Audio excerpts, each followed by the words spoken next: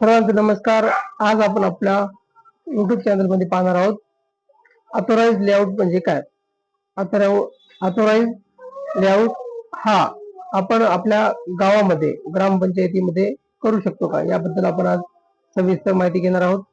नमस्कार, मी आहे ॲडव्होकेट प्रशांत कोकरे आणि तुम्ही पाहत आहात लीगल ओशन।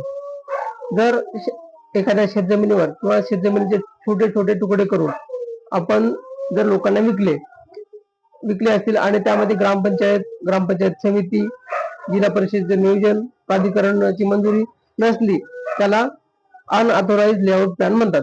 साध्या सोप्या भाषेमध्ये मंजूर नसलेले प्लॉटिंग, बरोबर। हे लीगल आहे का, हा एकदम सामान्य प्रश्न आहे की त्याचं उत्तर नाही। हे पूर्णपणे बेकायदेशीर असू शकते, कारण प्लॉटिंग करण्यासाठी खालील प्रक्रिया आवश्यक असते, जसे की जमीन येणे करणे।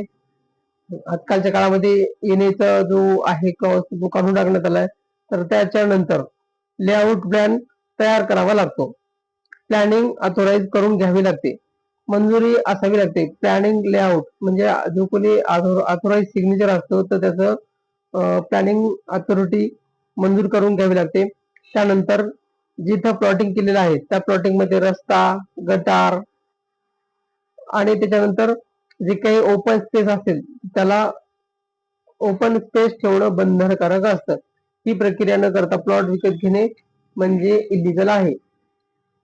लोकांना प्लॉट घेण्यास काय समस्या येतात। आता जर तुम्ही प्लॉट घ्यायला गेल्या तर त्यामध्ये काय होतं, तर तुम्हाला घर बांधण्याची परवानगी मिळत नाही।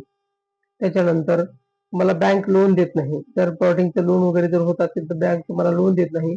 इलेक्ट्रिसिटी बिल मिळत नाही, वॉटर बिल मिळत नाही, वॉटर कनेक्शन वगैरे तुम्हाला तिथं खूप अडचणी येतात। त्याचबरोबर भविष्यामध्ये सरकारने तो लेआउट प्लॅन तोडू शकतो, बरोबर। रस्ता, ड्रेनेज, बेसिक सुविधा नसतात, त्यामुळे तुम्हाला बऱ्याचशा अडचणींचा सामना करावा लागतो। यामध्ये तुमच्यावर कोण कारवाई करू शकते, हे आपण सर्व भाषेत सांगायचं झालं तर यामध्ये आपल्यावर तलाठी, सर्कल अधिकारी करतात।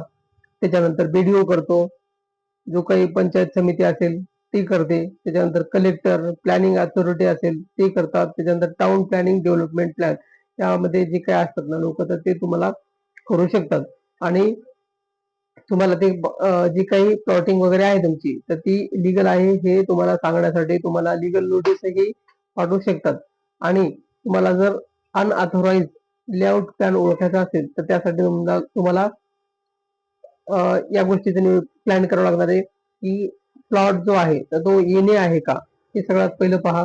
त्याच्यानंतर अप्रुव्हल लेआउट प्लॅन आहे का, हे पाहणं तेवढंच गरजेचं असतं।